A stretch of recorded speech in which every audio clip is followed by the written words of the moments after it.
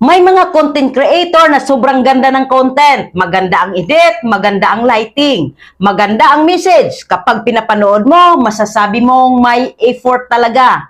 Pero may isang problema, hindi consistent. Ngayong linggo, active. Sunod na linggo, nawawala. Minsan, 3 upload isang araw. Tapos isang buwan, walang post. At dito maraming creator ang nalilito. Sasabihin nila, bakit hindi lumalaki ang account ko? Maganda naman ang content ko.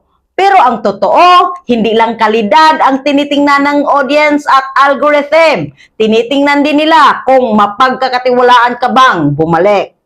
Isipin mo to, kapag may paborito kang palabas tapos hindi mo alam kung kailan lalabas ang next episode, gaano katagal bago ka mawala ng gana? Ganon din sa content. Ang consistency ay hindi ibig sabihin na araw-araw ka dapat mag-post. Ang consistency ay pagiging maaasahan. Kahit 3 bisis sa isang linggo, basta tuloy-tuloy. Kahit isang bisis sa isang araw, basta kaya mong panindigan. Mas mabuti ang simple pero tuloy-tuloy kaysa sobrang ganda pero nawawala. May creator na average lang ang editing pero lagi siyang present. Unti-unti siyang nakikilala.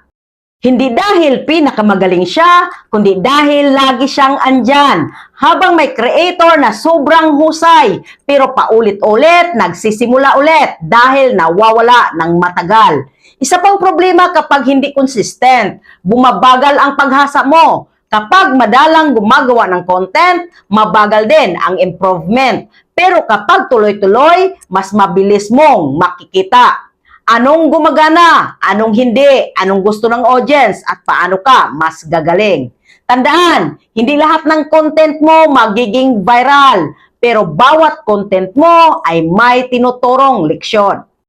Kaya huwag mong hintayin maging perfect bago mag-post dahil minsan ang dahilan kung bakit hindi lumalaki ang creator, hindi kakulangan sa talento, kundi kakulangan sa pagpapatuloy.